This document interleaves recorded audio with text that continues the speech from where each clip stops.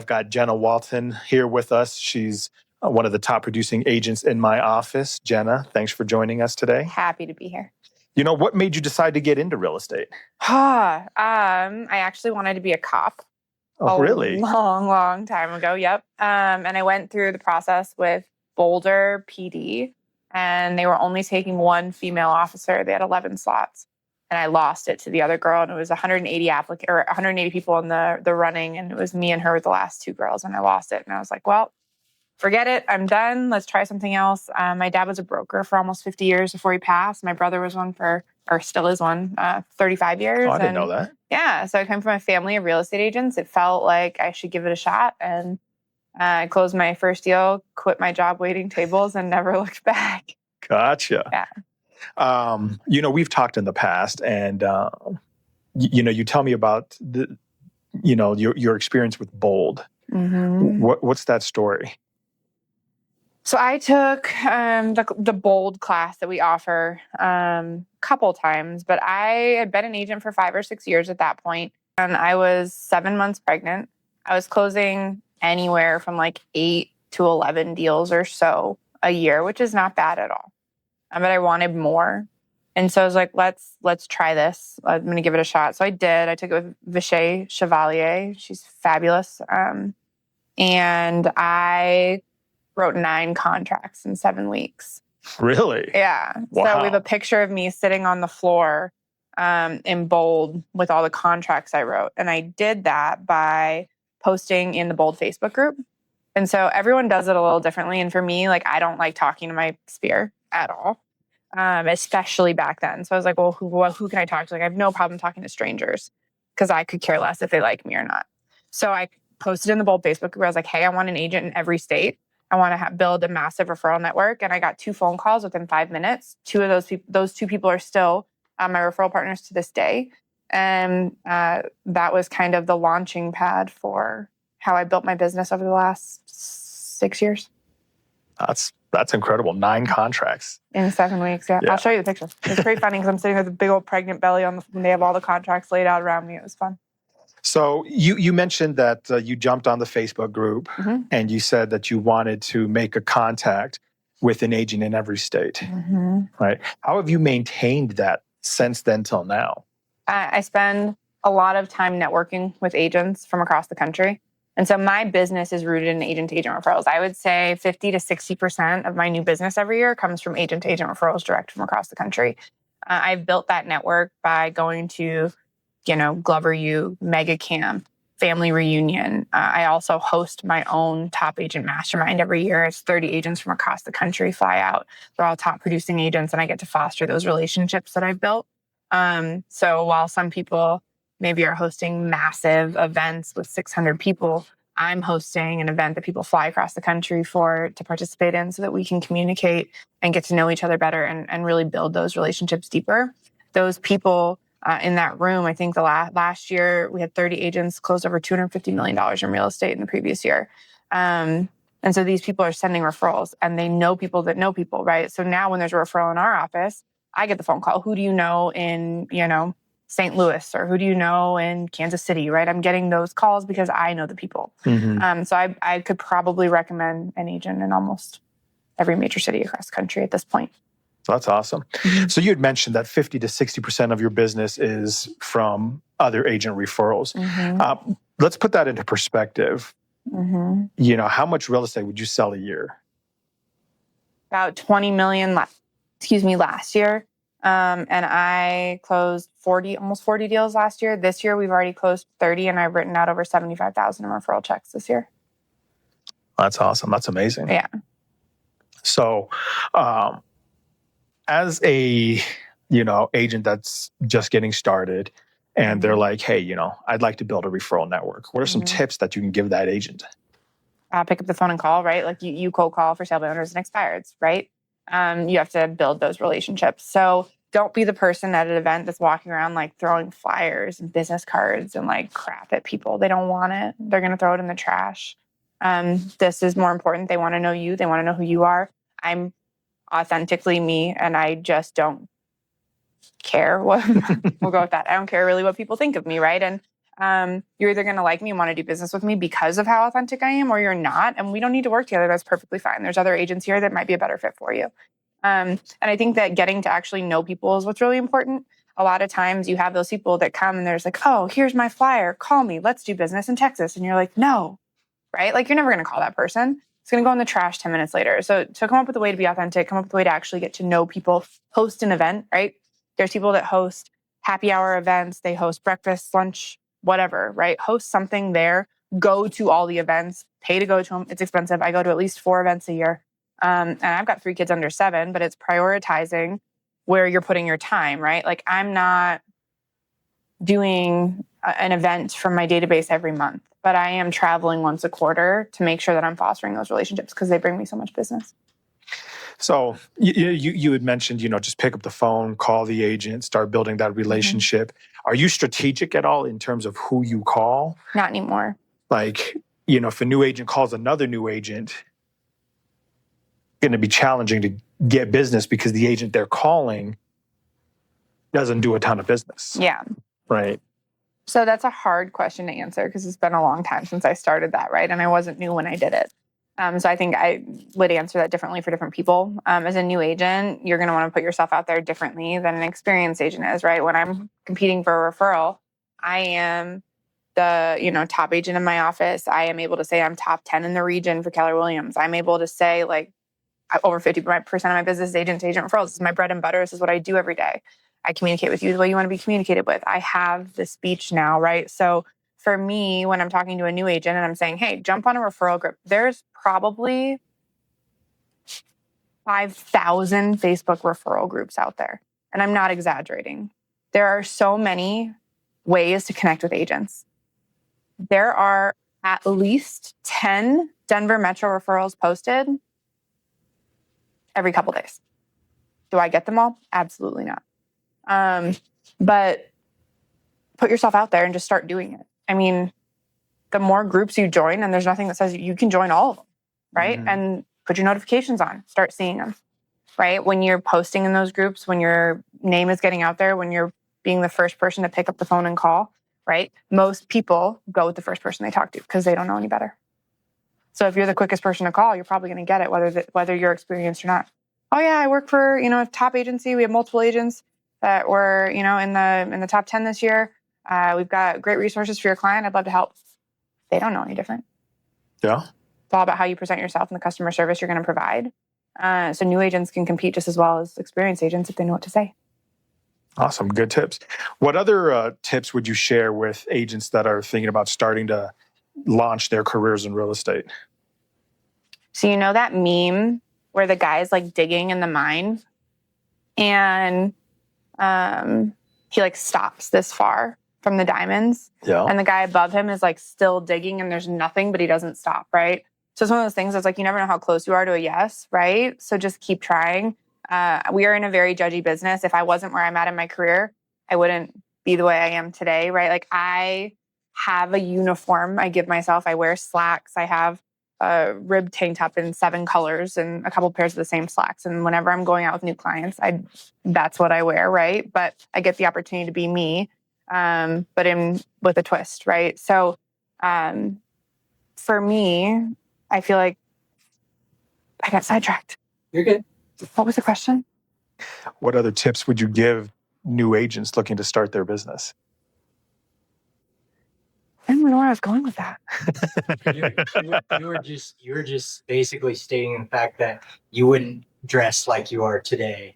Oh yeah, people are judgy, right? Yeah. So when I was the assistant team leader at another office, there was an agent, and he was like first year in the business, and he had like gauges in his ears, and he wore like all these big necklaces, and he always wore a t-shirt and jeans. And I sat him down and I was like, hey, like we're in a very judgy business. People judge you on first impressions, right? So if you don't present the way you want to present, they're not going to listen to you. He went home that day. He took out all his earrings. He came into work with a button-down shirt and some slacks, and he kept at it. He's one of the top agents in that office today. So he chose to make a change for himself. It's a hard conversation to have. You can when you've built that business, right? You can be whoever you want. There's the guy that's literally famous for being covered in tattoos, and like that's his thing, right? And he's a real estate agent that like people want to work with him because of who he is, right? So everyone has their thing. For me, it's like hats and houses. So like I wear backwards hats and leggings 50% of the time, and I wear my slacks and my rib tank tops the other half of the time. So I have like my two things, and it's two parts of who I am. I think that agents need to find that and set their base first, because it's a hard business to break into. I mean, it's one of those things that people think it's easy to like go out and sell a house. It's hard. Like anyone can get under contract, but keeping a deal under contract, especially in a market like this, is rough. It's hard. And you want your clients to trust you. You want your clients to want to work with you. So you got to present the way, like I'm one of those people. It's like I said, I communicate with you the way you want to be communicated with, right? Mm-hmm. Everyone's different, and mirror and match your clients. Don't take no for an answer the first time, right? In this situation, go out, knock as many doors as you can, make as many phone calls as you can, call your sphere, send the note cards, be consistent. Everything you're doing today is 3 to 6 months out from showing up. So don't stop at 2 months because you haven't gotten anything. If you're doing the work, it's going to happen. So, I think I totally agree with you. First impressions are important, not only in this business, but I would argue in any business, right? And mm-hmm. You want to dress to impress, right? You mentioned the market is hard, right? And to give folks that are watching or listening, the market's shifting, right? Mm-hmm. From a COVID market where interest rates were 3%, homes were flying off the shelves. You'd be able to list a home on Friday, get 50 showings over the weekend, 10 offers, and you're under contract by Monday above list, right? To the market that we're in today, interest rates are 7%-ish, right? Days on market is increasing. There's less buyers out there. There's less transactions out there. So inventory levels are rising. What are you doing as an experienced agent to continue to sell homes and move properties in this type of market? Conversations, right? It's communicating with your clients. For me, I have had more listings, obviously, this year than I've ever had before, because people are deciding, oh my gosh, well, the market's not shifting. We all thought it was going to shift back, right? Or the majority of people thought it was going to shift back. Yeah, this is probably the new normal, right? Right. And so people are going, okay, well, I may as well make the jump now. So people are selling or attempting to sell, and it's setting realistic expectations with your clients. So for me, the conversation is, hey, like, it'd be great if we sold in a weekend, but I don't want that to be the expectation. I want you to understand that we're looking at 60 to 90 days if we're lucky. And that if you're getting 1 to 2 showings a week, like, we're good right now. Like, let's keep going, stick it out with me, understand that we're not in that market anymore. We're doing the open houses that are advertised the first weekend.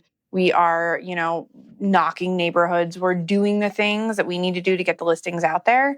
But I mean, it's just truly communicating with your clients and helping them understand that, like, we're not gonna most likely, and I'm not gonna say never, sell weekend one, right? It's gonna take a little bit of time. It happens still. I had one that when our first buyer through the house wrote us an offer, and we were like, oh, it was great, awesome. It was like 1 out of 10, right? That's the exception, not the norm. Exception, not the rule anymore. So. Yep.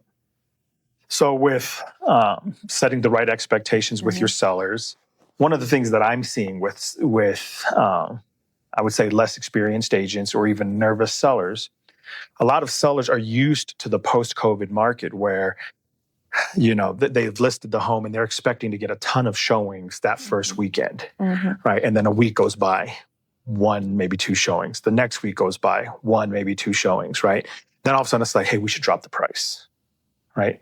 And I think a lot of agents, because they don't realize the market has shifted, or they don't understand that, hey, this is the new market, maybe they've advised their sellers to drop the price and they just haven't given the home enough time on market to actually sell. So I think that's twofold, right? And I think it goes back to setting proper expectations from the beginning.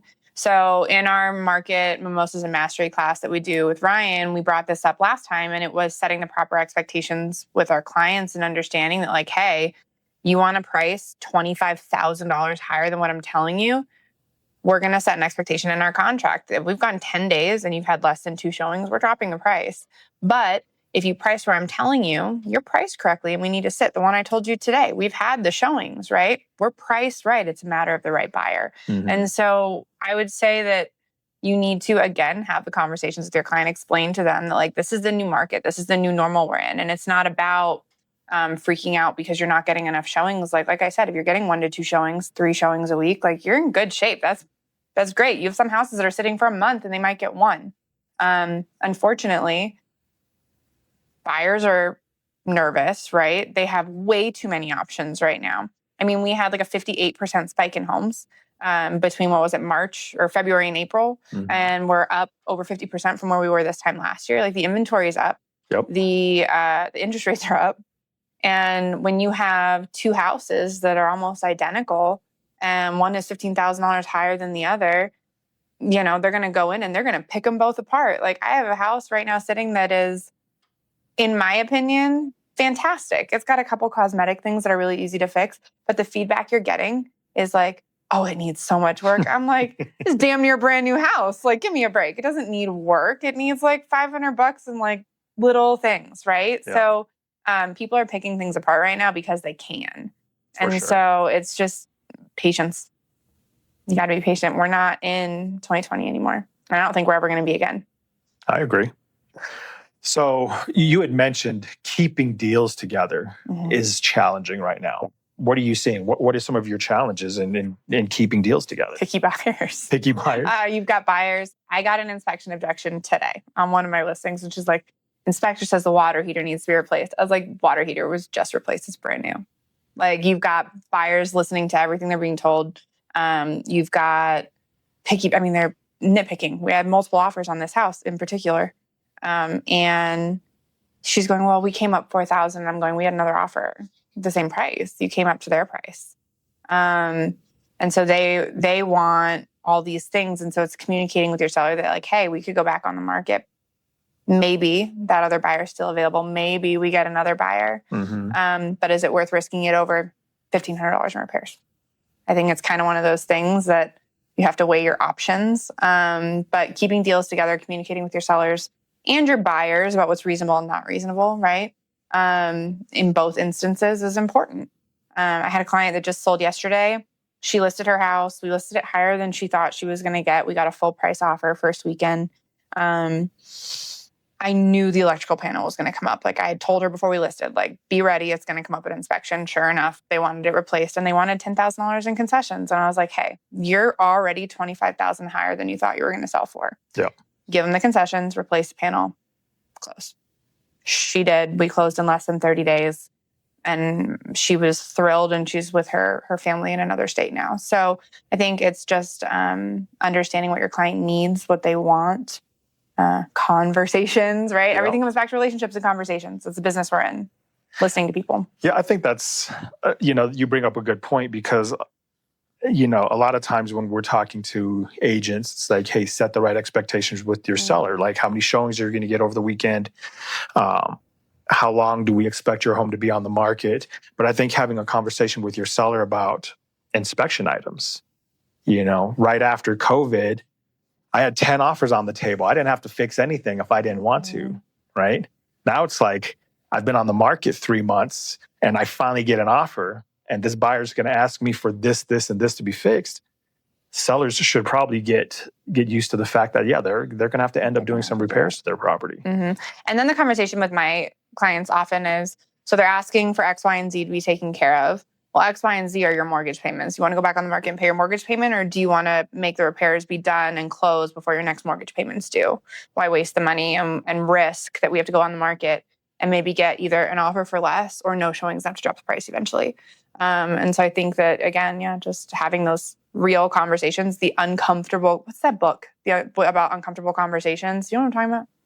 Fierce conversations. Yeah, like just being able to have them. They're not always easy. They're not always comfortable, but I always tell my clients, look, I'm not here to lie to you, right? I'm here to get your whole house sold for the most amount of money in the quickest amount of time. And if I lie to you and tell you what you want to hear, it's not going to happen. So I'm going to tell you what you need to hear, and whether or not you want to list with me is your choice. But I'm not going to waste my time, my money, and my effort marketing, staging, cleaning, photography on your home if you're not going to listen to me? And I know one of our other agents has started to, like for me, and we'll go back to that in a second, but I personally stage my homes. I pay for professional cleaning, and I pay for all the photography and the advertisements. Okay. So we're into it a few $1,000s before we even hit the market. And so for me, I think that, and I haven't done it yet, but I'll have something in my contract that says, hey, we're in a market where you have to be patient. You're signing a contract for X amount of time with me. If you're not willing to stick it out with me that amount of time, those costs need to be reimbursed. And it kind of makes sellers think about, do I want to take your advice? Do I want to listen to you? Or do I want to go willy-nilly? Because right now they have no risk. And so for me, I'm starting to have to shift how I do my business, because before I didn't have to worry about those things, right? I knew if I had 6 listings on the market, I was going to have at least 6 closings, right? Yeah, if not more buyers coming in from it. Yep. Now you don't necessarily have that. So, I took 2 off this month that the sellers couldn't wait any longer and they have to rent it. And I'm going, okay, well, I fully staged one. They partially staged another. Both had photography and I paid for cleaning on them. Yeah, for sure. I think that's a piece of real estate that a lot of people don't realize is, us as agents, we spend money to get these homes on the market. Yeah. And if they don't sell, that's that's gone, yeah. right? And when sellers have skin in the game too, I feel like maybe, and I don't know this yet because I haven't done it, but if it was me, I would think more about what the agent's telling me, and I may take their advice a little bit more to heart, and I may not be so, okay, well, we can start high. Because every seller wants to start. 90% of sellers are like, oh, well, I want to aim for this. I'm like, great, let's aim for that. And if we don't get it, we're going to drop to where I told you we need to drop to relatively quickly. Because the longer we're going to sit at this price, more days on market, the more people think something's wrong with the home. So let's get to where we need to be, where I told you you're going to sell. And 9 out of 10 times, if you get them to where you told them to list, they sell. For sure. So, we talked about having hard conversations, right?